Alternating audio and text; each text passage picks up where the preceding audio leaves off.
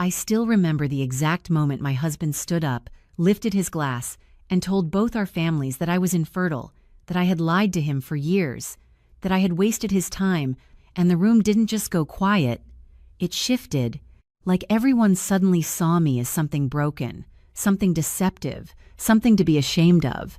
His mother shook her head slowly. His sister actually laughed under her breath, and I sat there frozen in my own dining room, my hands trembling so badly I had to press them into my lap just to keep from dropping my fork, because the man I trusted more than anyone was tearing me apart in front of everyone we knew.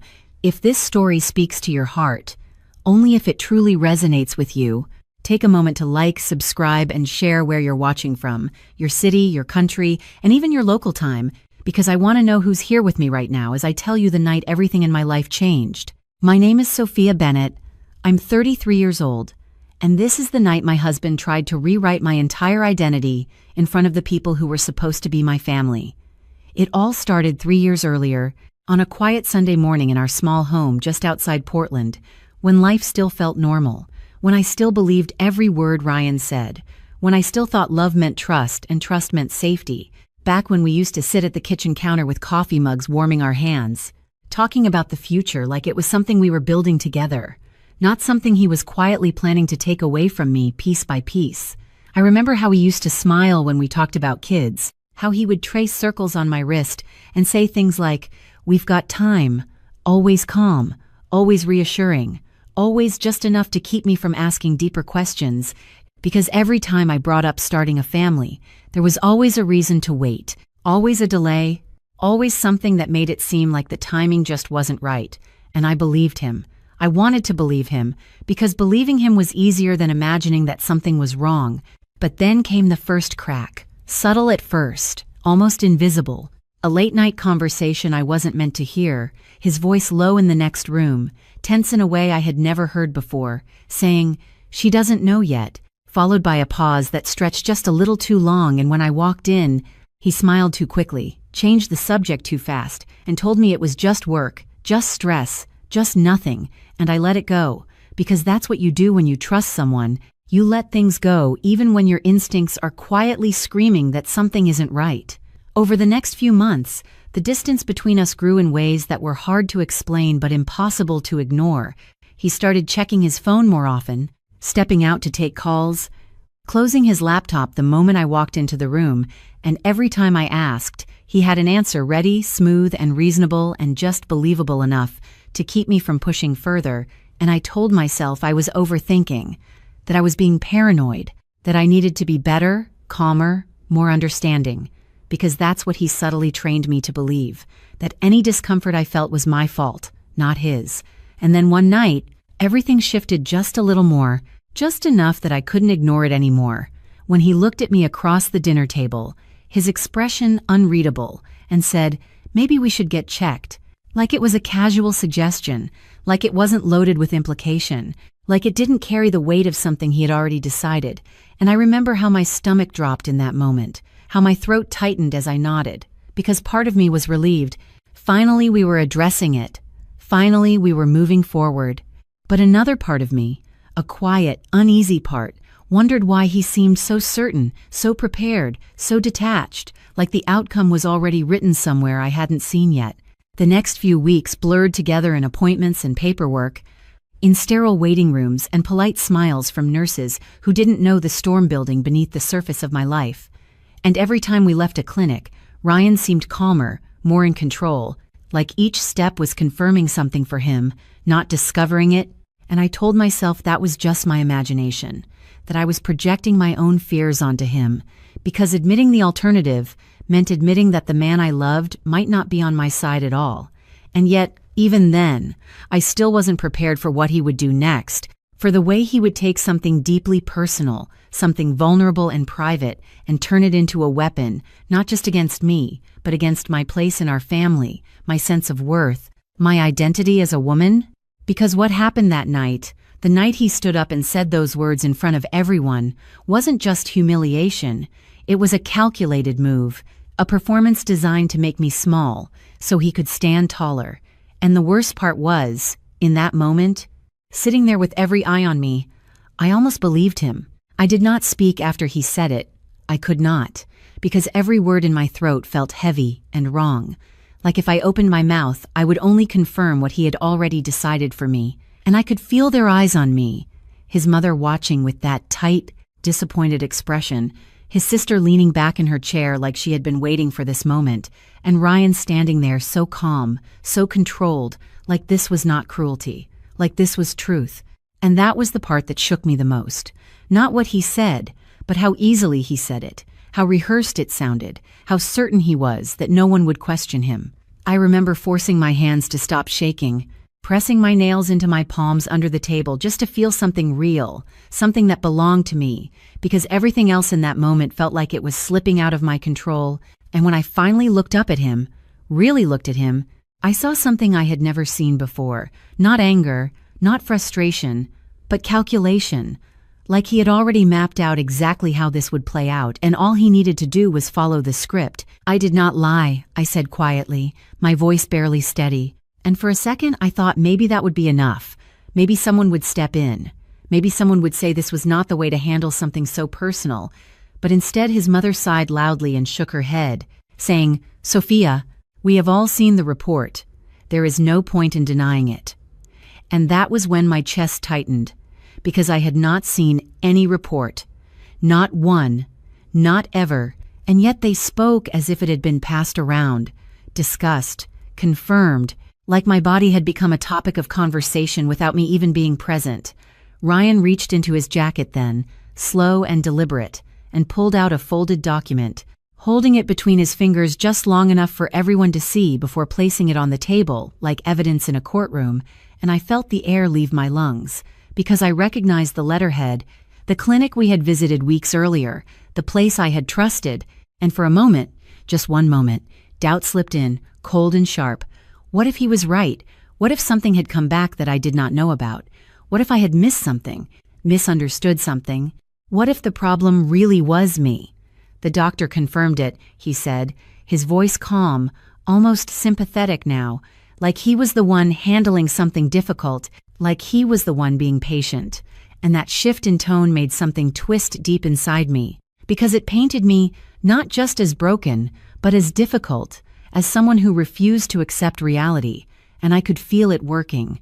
I could see it in the way his sister crossed her arms, in the way his mother avoided my eyes, in the way the room leaned toward him and away from me.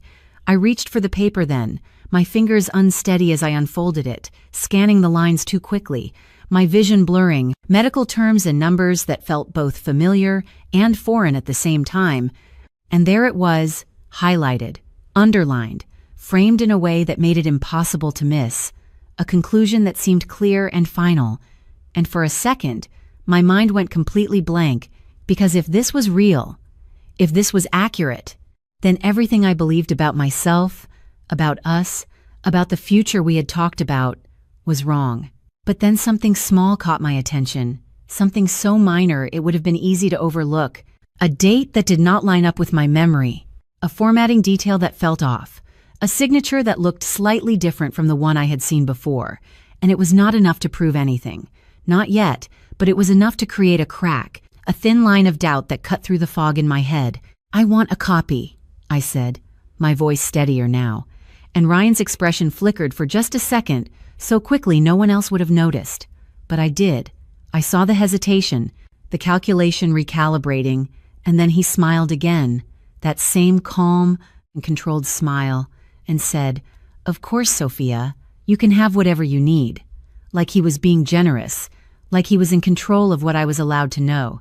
I folded the paper carefully, too carefully, buying myself time, because something inside me had shifted, something quiet but firm, a refusal to accept this version of the truth without question.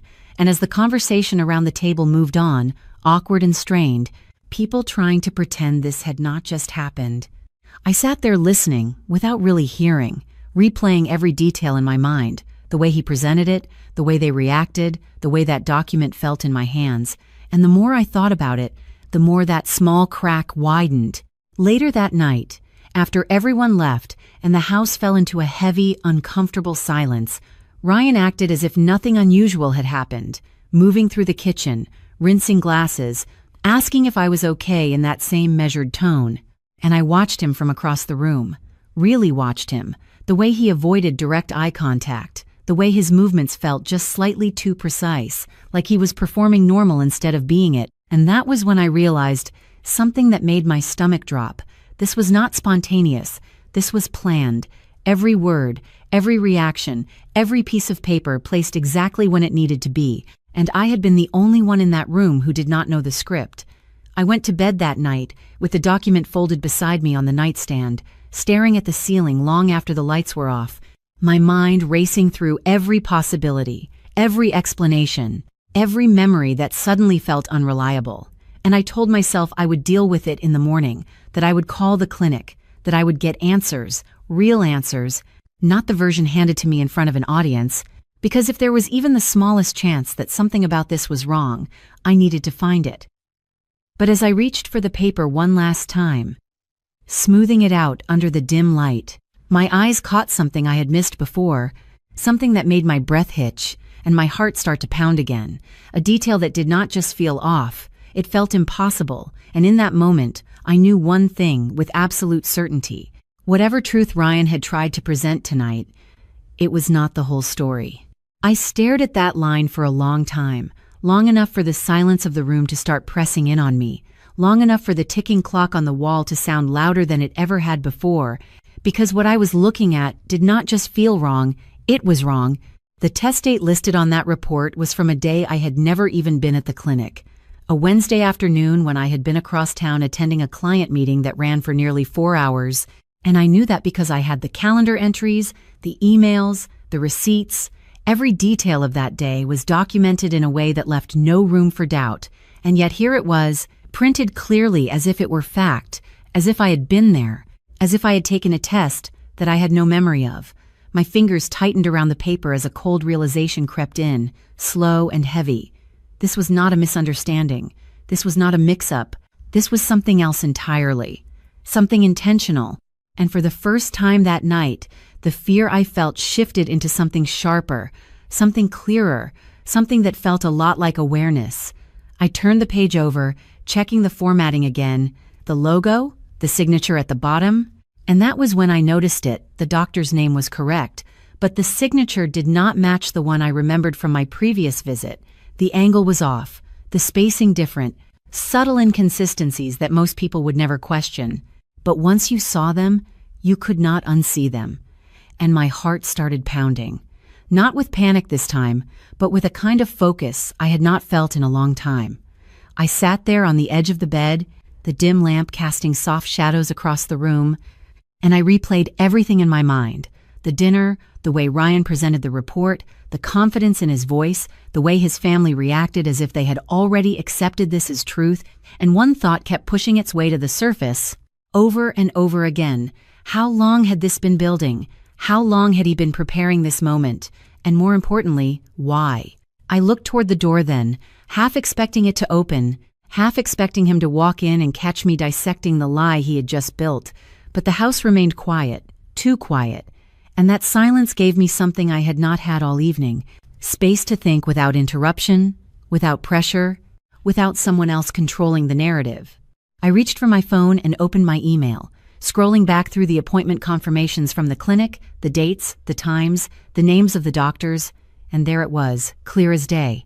My last appointment had been on a Monday morning, not a Wednesday afternoon, and the test they listed had not even been part of that visit, and with every detail that did not line up, the truth became harder to ignore. This document was not just misleading, it was constructed. I felt a wave of something rise in my chest then. Not anger exactly, not yet, but a deep, unsettling clarity, like stepping into cold water and realizing just how far you had already been pulled in without noticing. Because this was not just about embarrassment at dinner. This was not just about a cruel comment or a misunderstanding. This was a deliberate attempt to define me, to label me in a way that would stick, that would be believed, that would isolate me from the people around me. I stood up slowly, the paper still in my hand, and walked to the window, looking out at the dark street, the familiar shapes of neighboring houses, the soft glow of porch lights, everything outside unchanged, while inside everything had shifted. And I asked myself a question I had been avoiding all night. What if this was not the first lie? What if this was just the one I finally caught? My mind moved quickly then, connecting small moments I had dismissed before. The late-night calls, the closed laptop, the way he had always redirected conversations about children, the subtle way he had made me feel uncertain, like I was the one overthinking, the one imagining problems that were not there. And now it all felt different, not random, not accidental, but intentional, like pieces of a pattern I had not been able to see until now. I turned back toward the bed and picked up the report again, reading it more carefully this time, not as someone searching for confirmation, but as someone looking for inconsistencies, for cracks, for anything that would reveal how it had been put together. And the more I read, the more I noticed small errors in terminology, formatting that did not match official documents I had seen before, details that felt almost right but not quite, like a copy made by someone who knew just enough to make it believable, but not enough to make it real. I felt my breathing slow as something settled into place inside me, a decision forming quietly but firmly. I was not going to confront him tonight. I was not going to give him the chance to explain, to twist, to redirect, because if he had gone this far, if he had created something like this and presented it so confidently, then whatever he would say next would not be the truth. It would be another layer of control. Instead, I needed proof, real proof, something that did not rely on his words or his version of events, something that came from a source he could not manipulate. And there was only one place to get that. I grabbed my keys from the nightstand and then paused. Looking at the clock, it was past midnight. The clinic would be closed, and rushing out now would not change anything. But the urgency did not fade. It sat there, steady and insistent, reminding me that waiting did not mean ignoring. It meant preparing. I placed the report back down carefully and sat on the edge of the bed again, my mind already moving ahead to the morning, to the phone call I would make, to the questions I would ask, to the answers I needed. And for the first time since Ryan had stood up at that table and said those words, I felt something shift inside me, not back to who I was before, but forward into something else, something more aware, more cautious, more determined, because whatever truth he thought he had established tonight, whatever story he believed everyone would accept without question, I was starting to see the edges of it, the places where it did not hold, the places where it could break, and I knew that once I pulled on those threads, once I started asking the right questions, nothing he had built would stay intact. I did not sleep that night, not really, because every time I closed my eyes, I saw that document again. The numbers, the words, the lie, sitting there dressed up as truth. And every time I opened my eyes, I felt the same steady realization settle deeper into my chest. This was not an accident. This was something he had built carefully, piece by piece, and I had walked right into it. The house was quiet in that heavy way it gets just before dawn, when everything feels suspended, and I lay there staring at the ceiling, listening to the faint hum of the refrigerator down the hall, the occasional creak of the floorboards, the small sounds that suddenly felt amplified in the silence.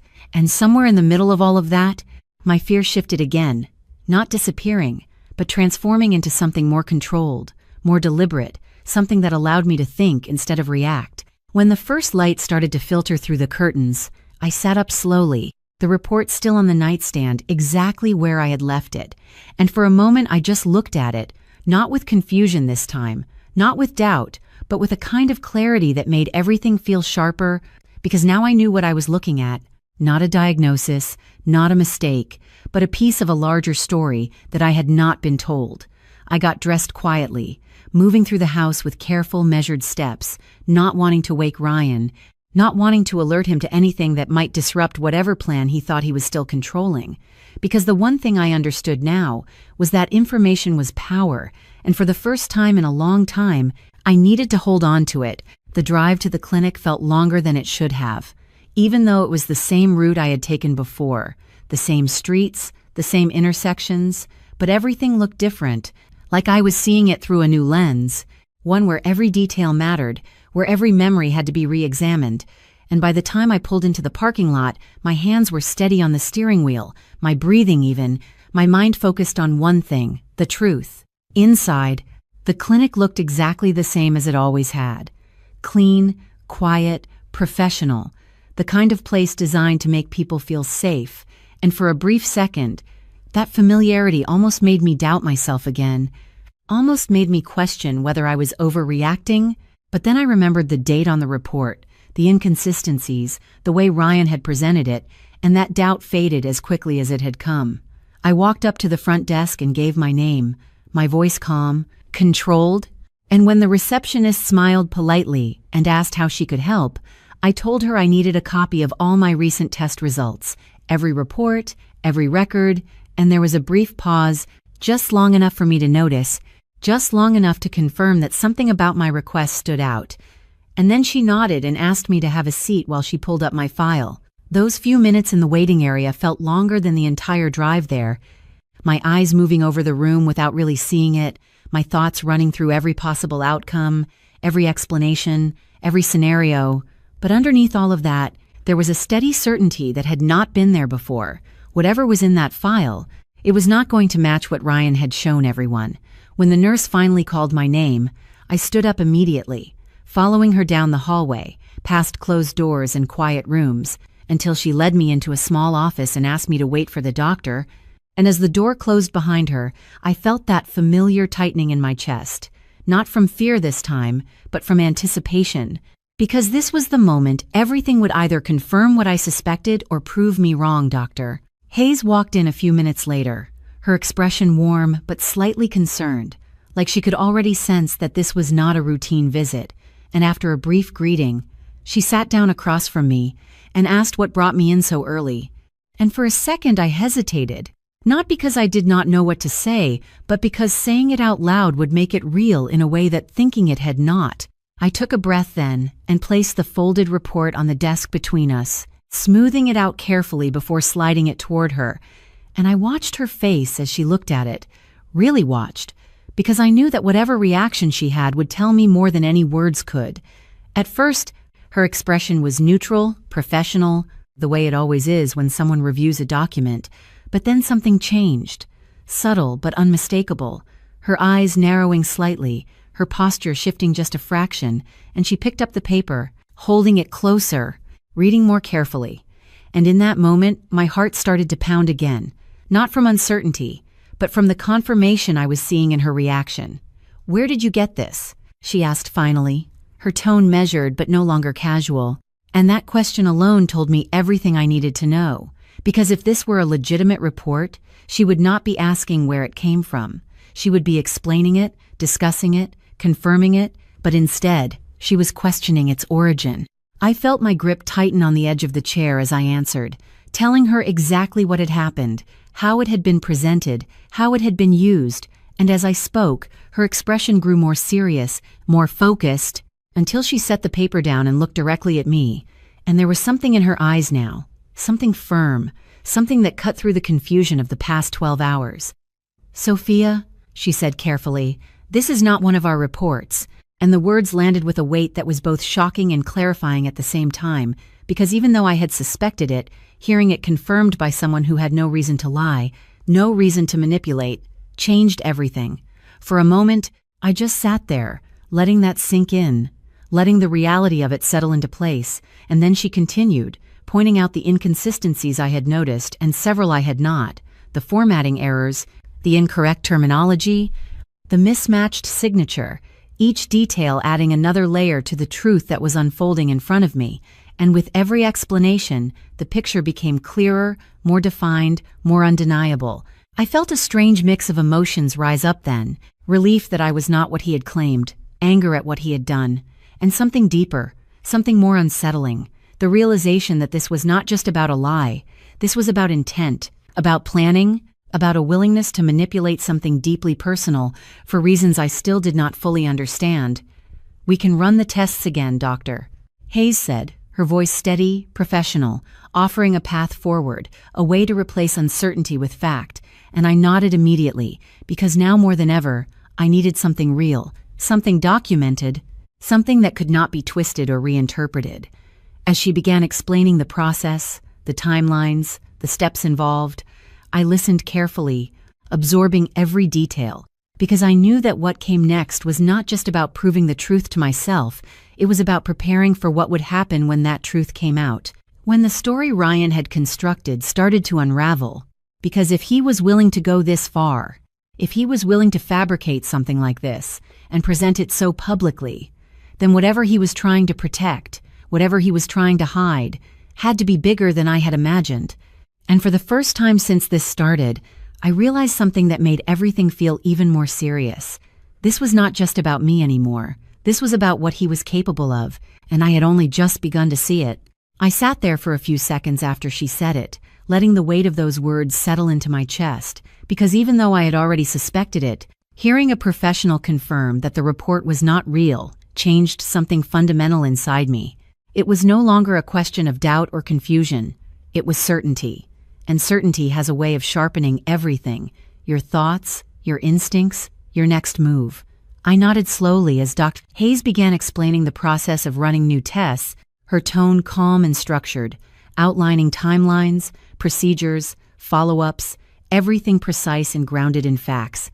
And I held on to that, because after the chaos of the night before, I needed something that could not be twisted, something that did not depend on someone else's version of the truth.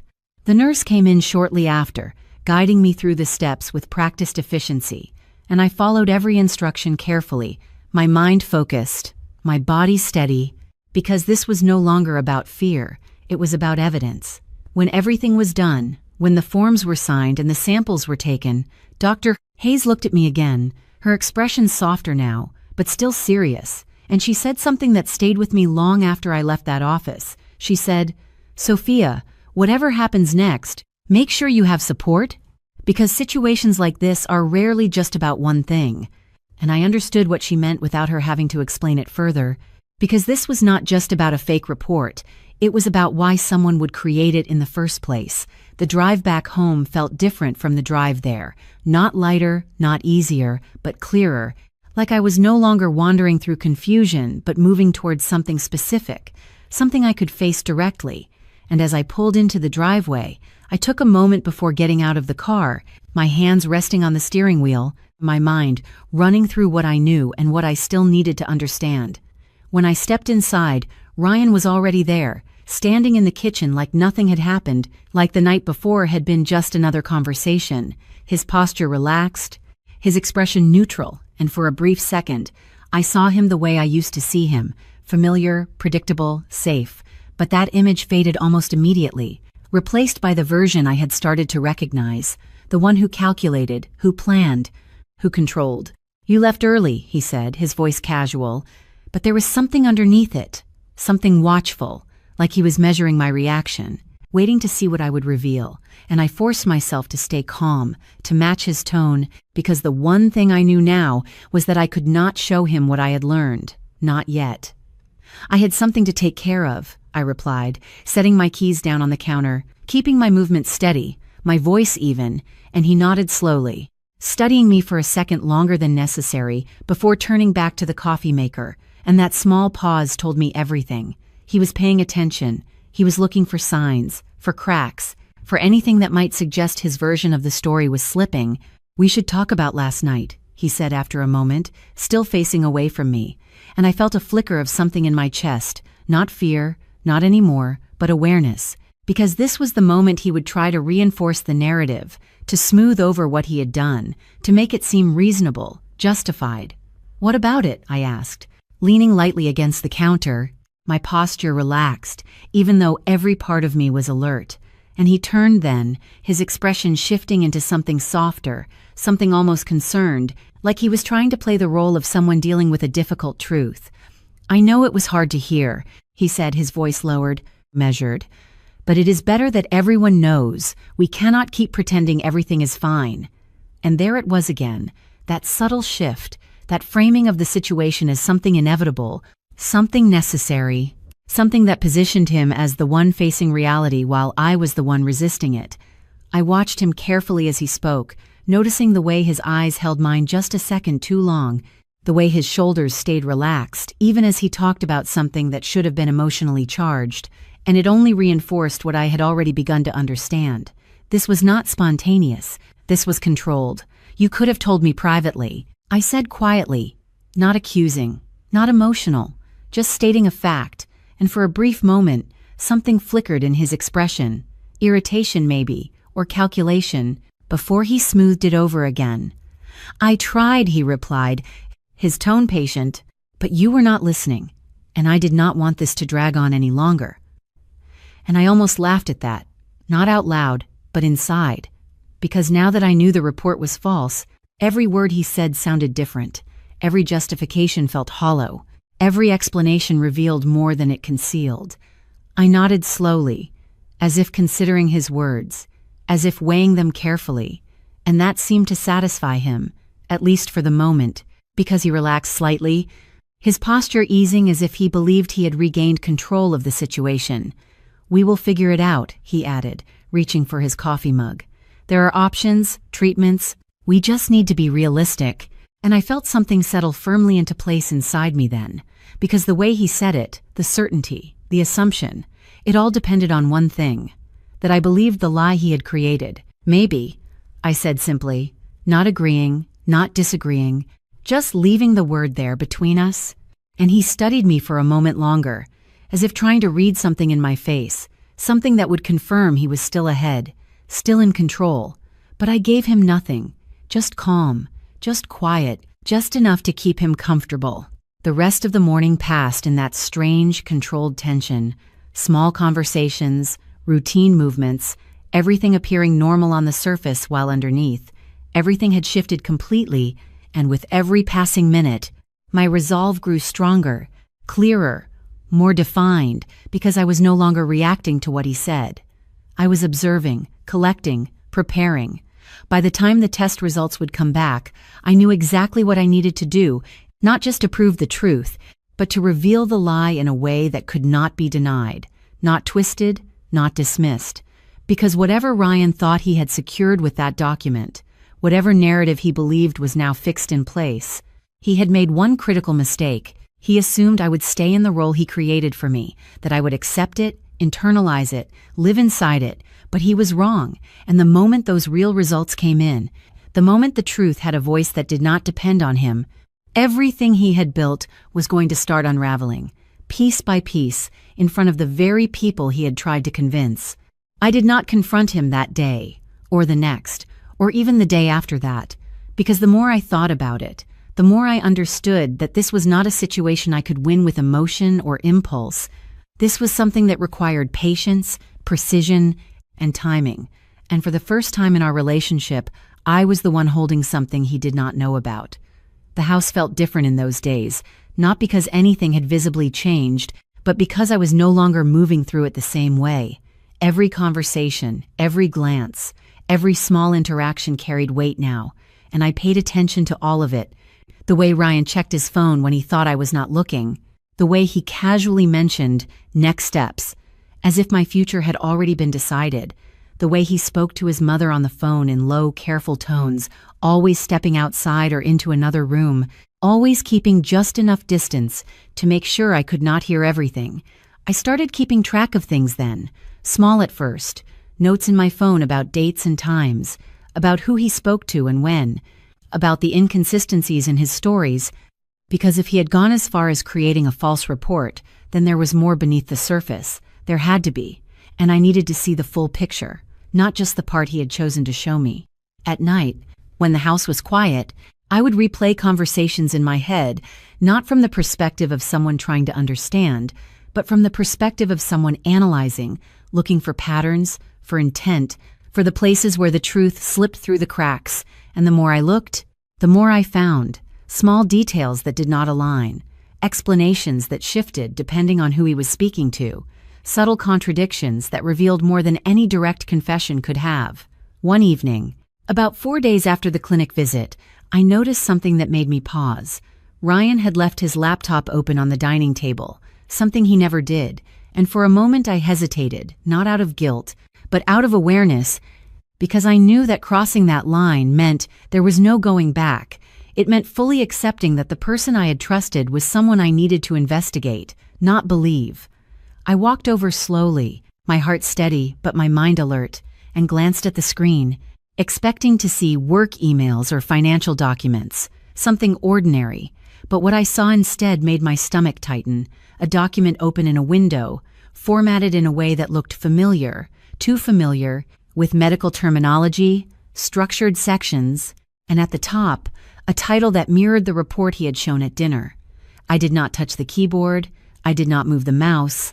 I just stood there for a second, taking in what I could without leaving a trace, and even in that brief glance, it was clear enough. This was not just a one-time fabrication. This was something he had worked on, something he had constructed deliberately, possibly more than once. I stepped back, just as I heard his footsteps in the hallway, moving away from the table and into the living room, picking up a magazine as if that had been my intention all along, and when he walked in, his eyes went immediately to the laptop, then to me, and for a split second, I saw it again. That flicker of calculation, that quick assessment of what I might have seen, what I might know, and then it was gone, replaced by that same controlled calm. "I thought I closed that," he said casually, crossing the room to shut the laptop, and I nodded lightly, keeping my expression neutral, giving him nothing to react to, nothing to work with. "You have been working a lot," I said, my tone even, observational rather than accusatory, and he shrugged slightly, offering a simple explanation about deadlines and responsibilities, the kind of answer that would have satisfied me before, the kind that was designed to end the conversation without inviting further questions. But I did not push, not then, because I did not need to, not anymore. I already had enough to confirm what I suspected, and more importantly, I knew that pushing too soon would only give him time to adjust, to cover, to change whatever needed to be changed before I could expose it. Instead, I let the days continue as they had been, calm on the surface, routine in appearance, while underneath, everything was moving towards something inevitable, something neither of us could stop once it began. When the call from the clinic finally came, it was late in the afternoon, the sun already starting to dip lower in the sky, casting long shadows across the living room floor, and I answered on the second ring, my voice steady even as my heart began to beat faster, because this was it, the moment where uncertainty would be replaced with fact. Dr. Ennyman's sound. Hayes's voice was clear, professional, but there was something in her tone, a subtle shift that made me sit up a little straighter, and as she began explaining the results, I listened carefully, absorbing every word, every detail, and with each sentence, the picture became clearer, more undeniable, more final. When she finished, there was a brief silence, just long enough for the meaning of it all to settle in, and I thanked her and asked the necessary follow-up questions, confirmed that the full report would be ready for pickup the next day, and then I ended the call, setting my phone down slowly as the weight of the truth settled into place. I sat there for a long moment, staring at nothing in particular, my mind quiet in a way it had not been for days, because now there was no doubt, no uncertainty, no room for interpretation, just facts, clear and documented, and those facts did not match the story Ryan had told, not even close. I leaned back slightly, exhaling slowly, and for the first time since this began, I allowed myself to feel it fully, the clarity, the anger, the resolve, all of it settling into something steady and unshakable, because now I had everything I needed, not just to prove the truth, but to reveal the lie in a way that could not be denied. And as I sat there in that quiet room, one thought moved through my mind with absolute certainty. He had built his version of reality in front of an audience. He had chosen his moment, his stage, his witnesses, and now it was my turn to do the same. Because when the truth came out, it was not going to happen in private. It was not going to be a quiet correction or a simple conversation. It was going to unfold in the same way he had chosen to humiliate me, publicly, clearly, and without any space left for him to hide. I did not rush into it, even after hearing the truth, even after knowing exactly what he had done, because the more I thought about it, the more I realized that exposing him was not just about saying the words out loud. It was about timing, about control, about making sure there was no way for him to twist it the way he had twisted everything else. And that meant I had to build my moment as carefully as he had built his. That night, as Ryan sat across from me, scrolling through his phone like everything was normal, I watched him quietly, studying the same details I had been observing for days, the way his expression stayed neutral even when he was alone, the way he seemed to relax only when he believed he was unchallenged, and I knew that if I confronted him now, he would deny it, deflect it, reshape it into something else, and I was not going to give him that opportunity. Instead, I leaned forward slightly and said, "We should have everyone over this weekend," keeping my tone calm, almost casual, as if I was trying to fix what had been broken, and he looked up immediately, his eyes narrowing just slightly before he masked it with something softer, more agreeable. "You mean, talk things through?" he asked, and I nodded, letting him believe exactly what he wanted to believe, that I was ready to accept things, to move forward under his version of reality. For a moment, he studied me carefully, as if weighing the risk. And then he smiled, that same controlled smile I had come to recognize. "That might be a good idea," he said, and I could see it in his expression, the quiet confidence returning, the assumption that he had already won, that whatever doubts I had were fading. And I let him have that, because the more comfortable he felt, the less prepared he would be. Over the next 2 days, I moved through everything with quiet precision, sending out invitations, coordinating schedules, speaking to his mother and sister with a calm I did not feel but could maintain, telling them I wanted to clear the air, to move forward, to handle things like a family, and each time I spoke, I could hear the shift in their tone, the subtle satisfaction, the belief that I was finally accepting what they had already decided about me. At the same time, I made the arrangements that mattered most. I returned to the clinic to collect the official report, sealed, signed, documented in a way that left no room for doubt, and I spoke with Dr. Hayes privately, explaining just enough for her to understand that this was not a simple conversation, that this was something that had been used against me publicly. And while she could not be there in person, she made sure I had everything I needed, every page, every detail, every explanation clearly stated, and I held that envelope in my hands, knowing it carried more than just results. It carried the truth he had tried to bury. The day of the dinner arrived with a kind of quiet tension that sat just beneath the surface of everything. The house prepared, the table set, the same space where I had been humiliated now arranged carefully, almost deliberately, as if it were waiting for something to happen. And as the first knock came at the door, I felt my heart beat steady, not racing, not panicked, but controlled, like everything inside me had aligned toward a single moment. His mother arrived first, her expression polite but distant, followed by his sister, who greeted me with a smile that did not quite reach her eyes, and I welcomed them in calmly, moving through the motions, offering drinks, making small talk, all of it smooth, all of it intentional, because I needed them comfortable, I needed them relaxed, I needed them to believe this was just another family conversation. Ryan stayed close throughout, watching me more than usual, his attention subtle but constant, as if he was still trying to read something in me, still trying to confirm that everything was unfolding the way he expected. And I gave him exactly what he needed to see: calm acceptance, quiet cooperation, nothing that would trigger suspicion. When everyone was seated, when the conversation settled into that familiar rhythm of polite discussion, I let a few minutes pass before speaking, giving them time to settle, to lower their guard, and then I placed my hands lightly on the table and said, "I have been thinking a lot about what was said last time." My voice steady, measured, and immediately, I felt the shift in the room, the attention focusing, the anticipation building, because they believed they already knew where this was going.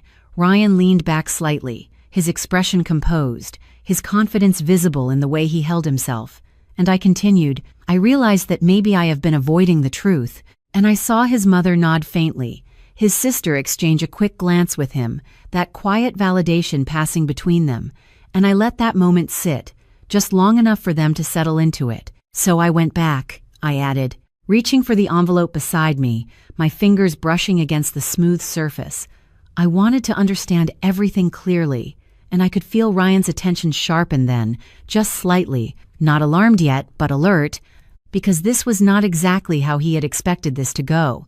I looked down at the envelope for a second before lifting it, feeling the weight of it in my hand, the reality of what it contained, and then I looked back up at them, meeting each of their eyes one by one, holding that moment of silence just long enough to shift the energy in the room, to create a space where something new could enter. "I got the full results," I said quietly, and Ryan's expression did not change immediately, but I saw it, that tiny flicker beneath the surface, that brief recalculation, and in that instant, I knew he was starting to realize that this was not unfolding the way he had planned, not anymore, And what he did not know yet, what none of them knew yet, was that the next few minutes were about to take everything he had built and turn it into something he could not control. I held the envelope in my hands for a moment longer than necessary, letting the silence stretch just enough to make everyone in the room lean in, because silence has a way of pulling people closer without them realizing it, and I could feel their attention tightening, their curiosity sharpening, their assumptions still firmly in place. "I think it is important that we are all on the same page," I said calmly, my voice steady in a way that surprised even me, and Ryan shifted slightly in his chair, not uncomfortable yet, but alert, watching me more closely now, his eyes tracking every movement, every word, as if trying to predict where this was going. I opened the envelope slowly, deliberately, making sure every movement was visible, every detail clear, and as I pulled out the stack of papers, I noticed the way his mother leaned forward just a little, the way his sister crossed her arms again, settling into what they believed would be confirmation of everything they had already accepted. "I went back to the clinic," I continued, placing the papers gently on the table, aligning them neatly in front of me, because I wanted to make sure I understood everything correctly, and I paused there, just long enough to let that statement settle, just long enough to shift the rhythm of the moment. Ryan exhaled softly, a controlled sound, almost like relief, and I saw it, that flicker of confidence returning, the belief that this was still unfolding within his control, that whatever I was about to say would only reinforce what he had already established. "That is good," he said, his tone measured, supportive on the surface. "It is important to accept things with clarity." And I nodded slowly, meeting his gaze for a second before looking down at the papers again, because I wanted him to feel that moment of connection, that sense that I was aligning with him. "Exactly," I replied, my voice quiet, almost thoughtful. "Clarity matters." And then I lifted the first page, holding it just slightly above the table so everyone could see that it was official, that it was structured, that it carried weight.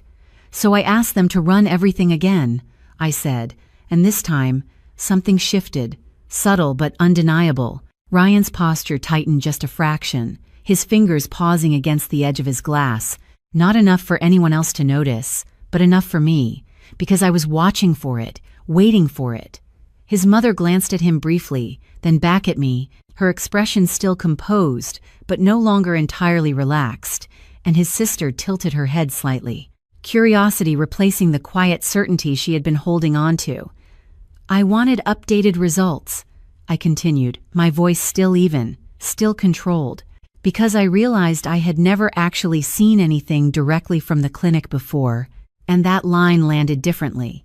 I could feel it in the room, the subtle shift in attention, the first crack in their certainty, because now the narrative was not just about me accepting something, it was about questioning what had been presented. Ryan cleared his throat lightly, a small sound, almost instinctive, and said, "Sophia, we already went through this," his tone calm but carrying an undercurrent of urgency, like he was trying to gently guide the conversation back to where he needed it to be. And I looked at him, really looked at him, and for the first time since all of this began, I saw something else there. Not just control, not just calculation, but the beginning of uncertainty.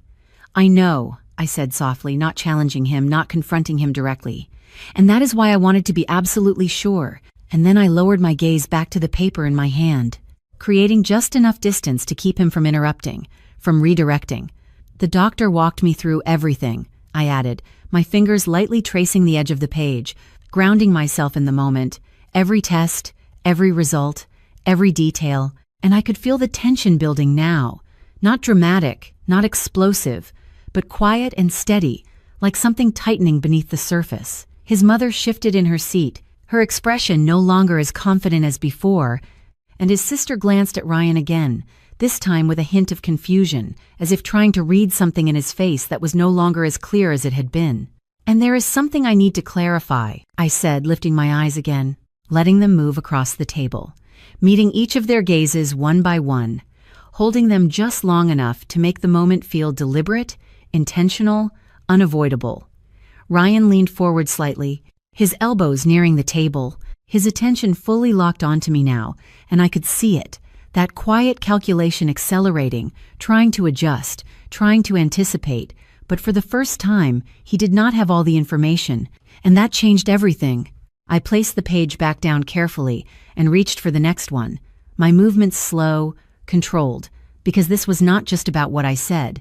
It was about how I said it, how it unfolded, how it removed every possible escape he might try to find. The results I received, I said, my voice steady but carrying a weight that had not been there before, do not match what was presented last time. And that was the moment the room shifted, not dramatically, not all at once, but enough that it was unmistakable, the air tightening, the attention sharpening, the certainty beginning to crack. Ryan's expression did not change immediately, but I saw it, that brief flicker beneath the surface, that moment where something did not align, where the script he had been following no longer fit the direction things were moving. "What do you mean?" his mother asked, her voice careful now, no longer dismissive, no longer certain, and I turned slightly toward her, offering a small, controlled nod. "I mean that the official results from the clinic say something very different," I replied, letting the words settle, letting them exist in the space between us without rushing to fill it, because I wanted them to feel it, the shift, the uncertainty, the beginning of something they could not immediately dismiss. Ryan's jaw tightened slightly, just enough for me to notice, and he opened his mouth as if to speak, as if to regain control, to redirect, to reframe. But I did not give him the chance, not this time, because I had waited too long, prepared too carefully to let this slip away. I lifted the final page then, the one that mattered most, the one that carried the truth in a way that could not be twisted, and as I looked down at it for just a second, I felt something settle inside me. Not fear, not doubt, but certainty, because whatever happened next, whatever reaction came from this, one thing was no longer in question. The story he had built was about to collapse, and there was nothing he could do to stop it. I could feel my pulse in my fingertips as I held that final page, not racing, not out of control, but steady, deliberate, like everything inside me had aligned with this moment, and for a second I just looked at it, not because I needed to read it again. I already knew what it said, but because I understood what it meant, not just for me, but for him, for everything he had built in this room, in front of these people. I lifted my eyes slowly, meeting Ryan's gaze first, and this time, he did not look calm, not completely. There was something there now, something unsettled, something that had not been there before, and it told me everything I needed to know. He felt it, even if he did not fully understand it yet. He felt the shift. "The official results," I said, my voice quiet but clear, "state that there are no issues on my side." And I let that sit, just for a moment, because I wanted them to hear it. Not rush past it, not soften it, just let it exist in the space between us. His mother blinked, her expression tightening slightly, as if she was trying to process that sentence in a way that still aligned with what she believed, and his sister frowned, glancing quickly at Ryan before looking back at me, waiting for something to clarify, to correct, to restore the version of reality they had accepted. Ryan leaned back slightly, his jaw tightening, and I could see it now. The calculations shifting, the quick adjustments happening behind his eyes, searching for a way to regain control, to reframe what I had just said.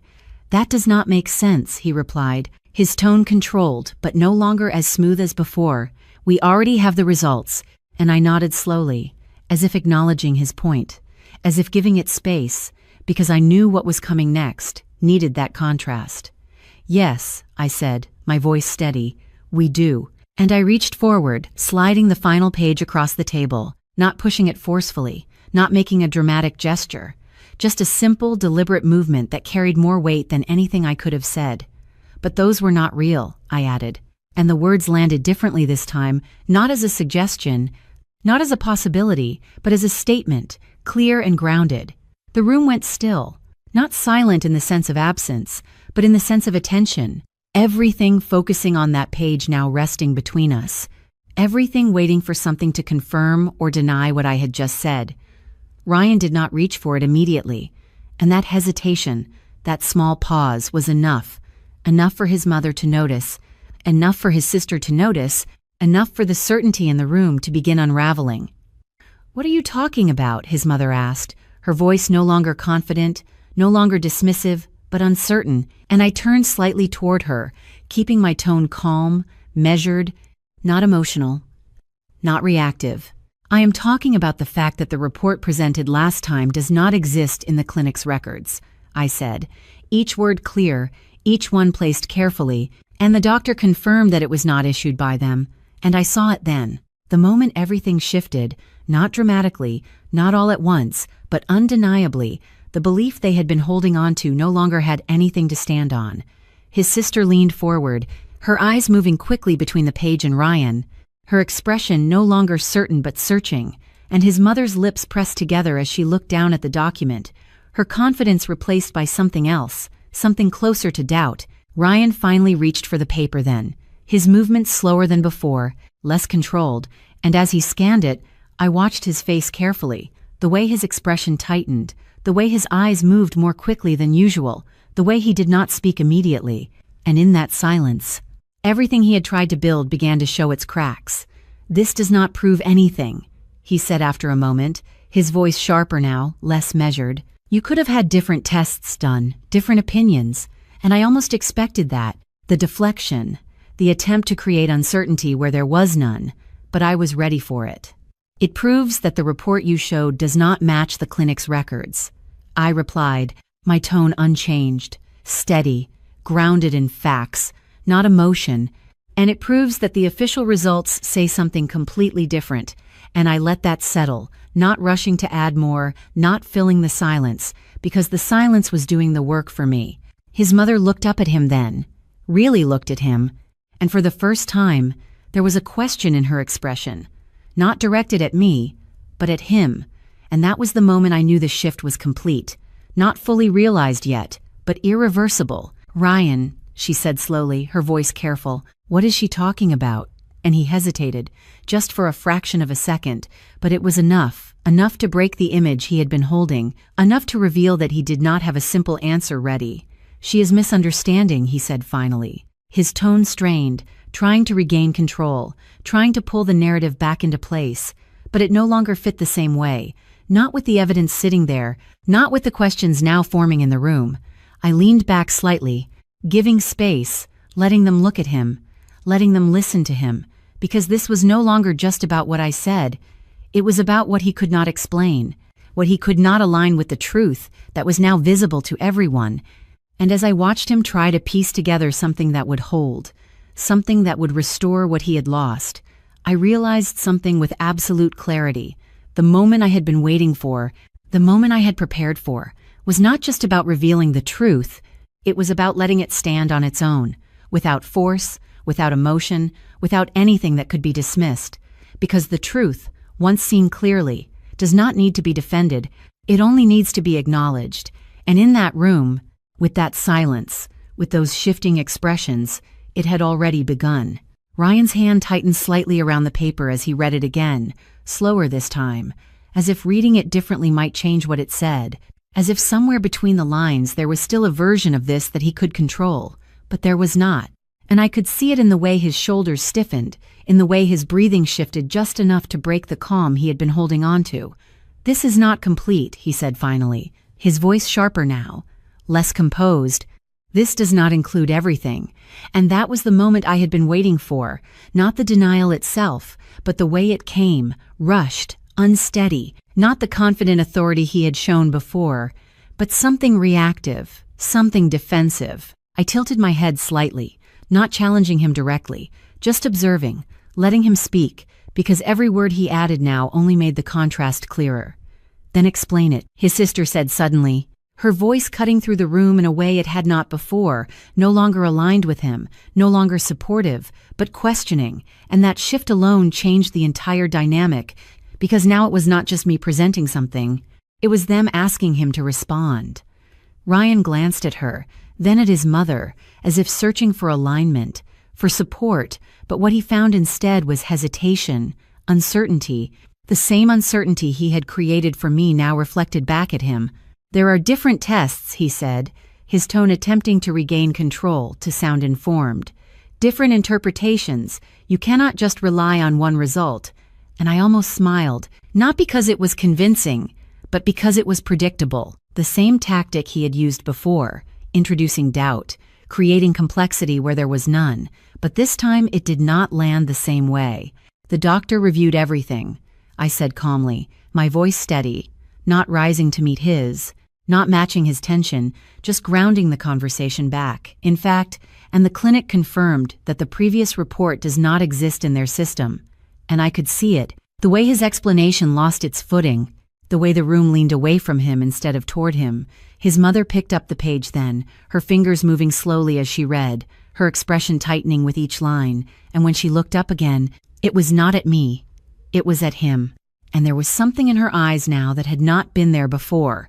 Not disappointment exactly, but realization. "Ryan," she said carefully, her voice lower, more controlled, "did you get that report from the clinic?" And the question hung there, simple but heavy, because it cut through everything else. It went straight to the point he had been avoiding. He hesitated again, just for a second, but in that second, everything shifted, because hesitation in a moment like that says more than any answer could.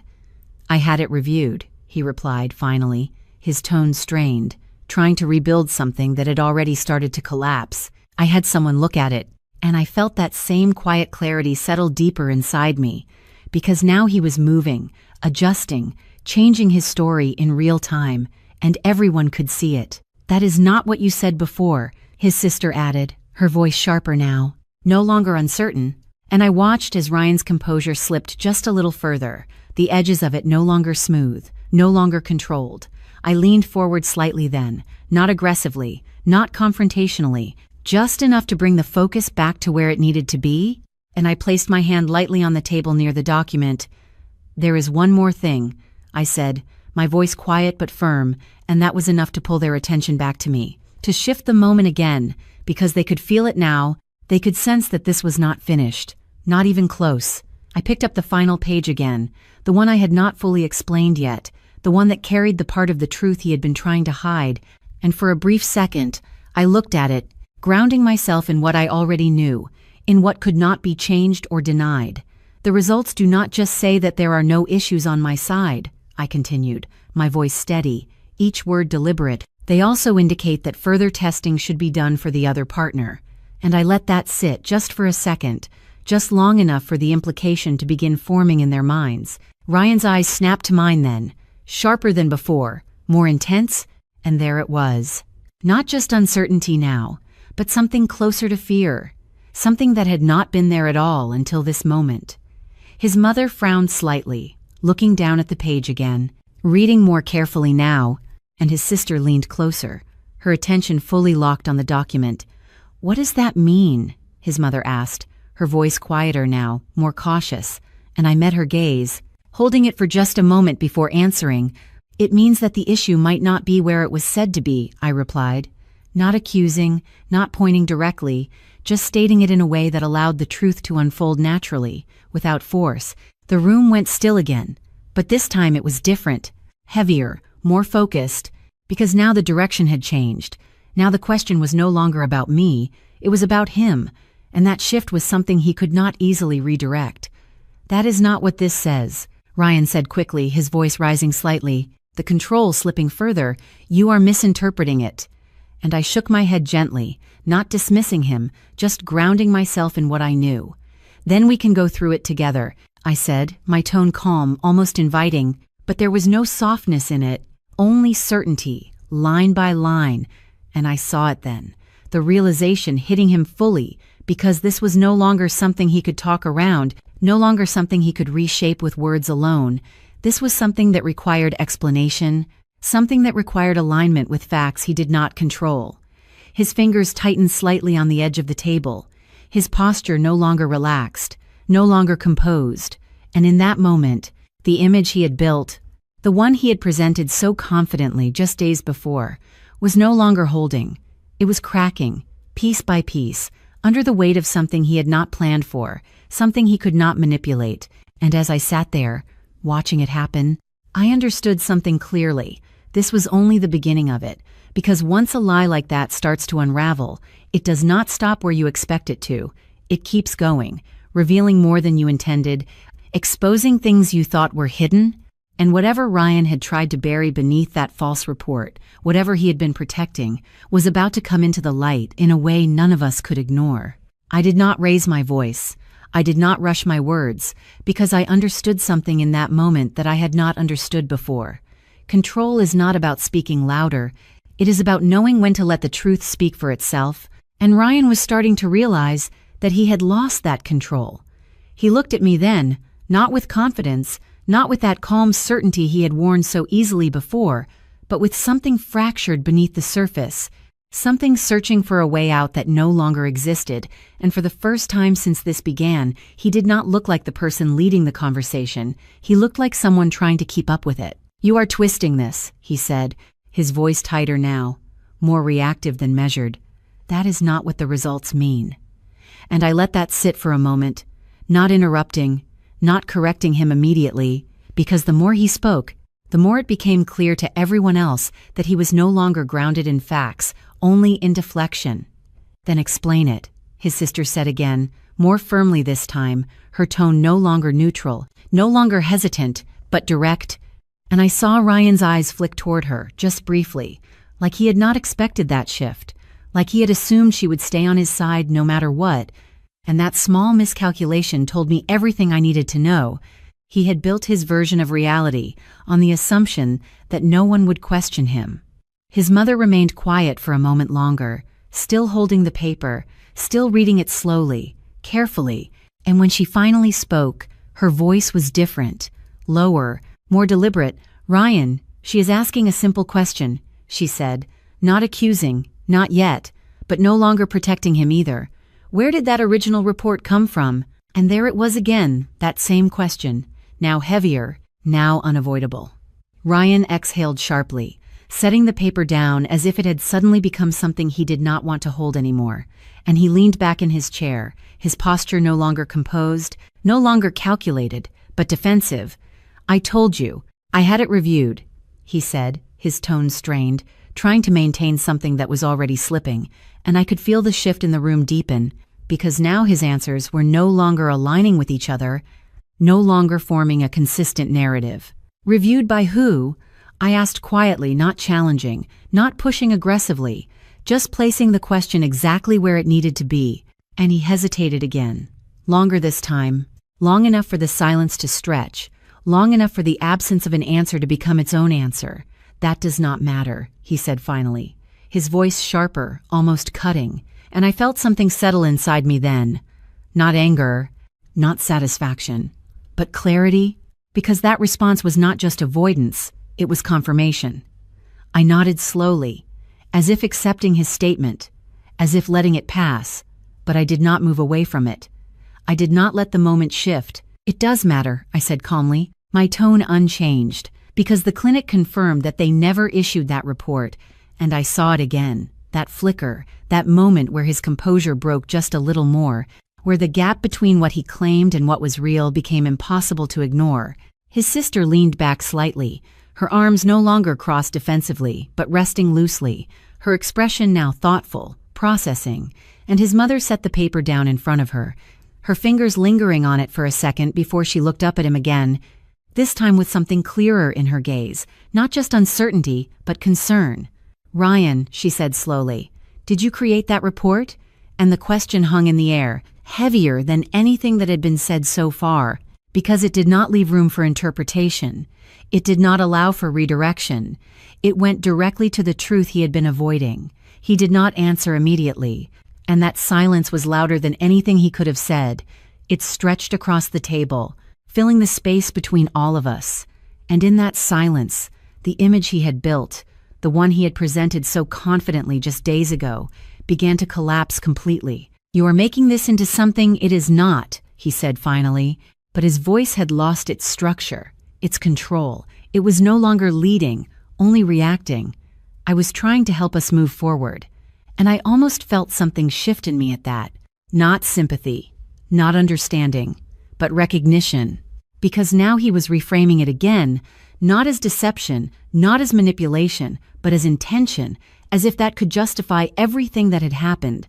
By showing a report that does not exist, I replied quietly, my words not sharp, not emotional, just clear, and I watched as his explanation faltered again, as the logic he was trying to build could not support itself under even the simplest question.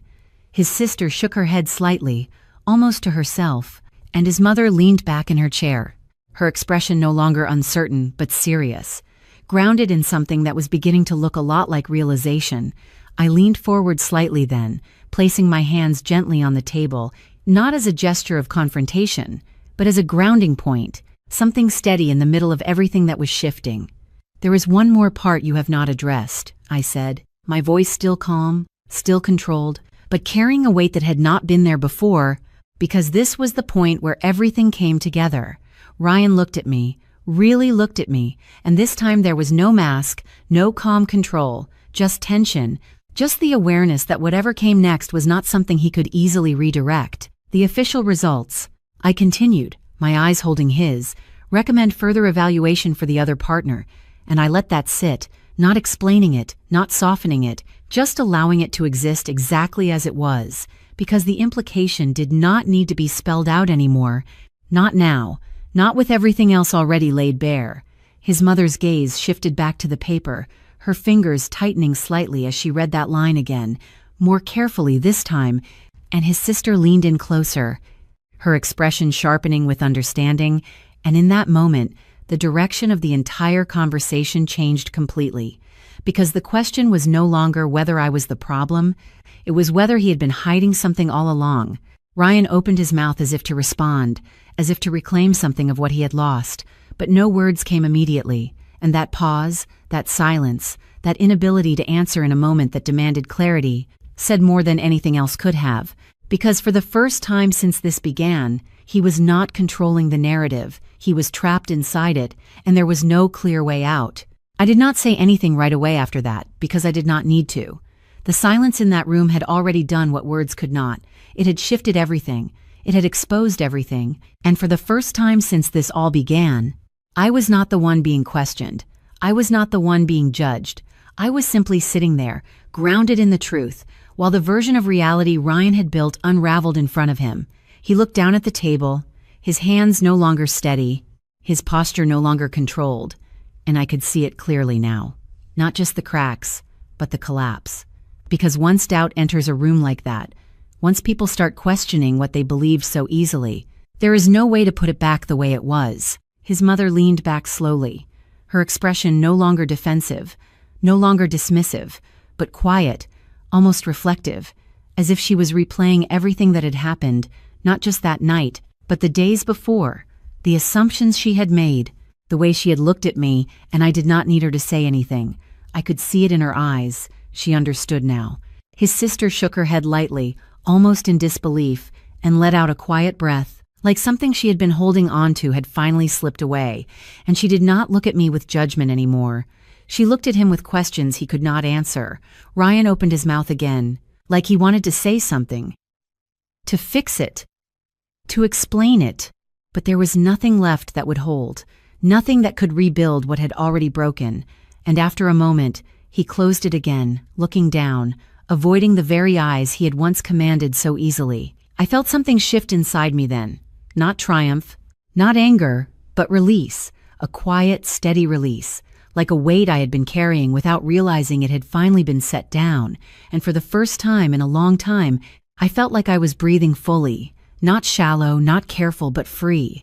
I stood up slowly, not abruptly, not dramatically, just enough to mark the end of something, and I looked at the table, at the papers, at the people who had once defined my place in that room, and I realized something simple but powerful. I did not need them to validate me anymore. I did not need them to believe me to know who I was. The days that followed were quieter, not easier in every way, but clearer, the kind of clarity that comes when illusions fall away and what remains is real, even if it is not perfect, even if it is not what you expected. And I chose to step away from that house, from that version of my life, not out of anger, but out of understanding, because staying would have meant accepting something that was never true to begin with. I moved into a smaller place across town, something simple, something mine, and in those first few weeks, there were moments of silence that felt heavy, moments where I questioned everything, not because I doubted the truth, but because I was learning what it meant to rebuild without someone else's narrative shaping who I was. I started noticing things I had ignored before, my instincts, the quiet voice inside me that had tried to speak long before I was ready to listen. And I realized that it had always been there, steady, patient, waiting for me to trust it. And maybe that is what this was really about, not just what he did, but what I allowed myself to overlook, because I wanted things to be different. If there is one thing I have learned from all of this, it is that your worth is not something someone else gets to define. Not through their words, not through their actions, not through the stories they tell about you when you are not strong enough to challenge them yet. And boundaries are not about pushing people away. They are about protecting the parts of yourself that deserve to be respected. If you are listening to this and you feel like something in your life does not make sense, like something does not align, no matter how much you try to rationalize it, trust that feeling. Do not silence it just because it is inconvenient or uncomfortable, because that quiet voice, that intuition, it is often the first truth you are given before everything else becomes clear. Protect your peace. Protect your independence, not just financially, but emotionally, mentally, spiritually, because once you learn to stand in your own truth, no one can rewrite it for you again. I'm not saying it is easy, it is not. There are days when the silence feels louder than it should, when the memories come back in ways you did not expect. But there is also something else, something stronger, a sense of self that is not fragile anymore, not dependent, not waiting for someone else to confirm that it is enough. I believe that everything we go through shapes us in ways we do not always understand in the moment, and whether you call it faith, or intuition, or something greater guiding you quietly in the background, there is something that pulls you toward truth, even when it is uncomfortable, even when it changes everything. So if you are here, if you have listened this far, I just want to say thank you, not just for your time, but for allowing this story to exist in your space, because maybe in some way, it connects to something you have felt, something you have gone through. And if it does, I hope it reminds you that you are not alone, that what you feel matters, that your voice matters. If this story resonated with you, you can share where you are watching from, your city, your country, your time, because I would love to know who is out there listening. And if you want to stay connected, you can follow along for more stories like this. Stories that remind us who we are when everything else tries to define us differently. My name is Sophia Bennett. I am 33 years old, and the lesson I want to leave you with is this. Never let someone else's version of you become louder than your own truth.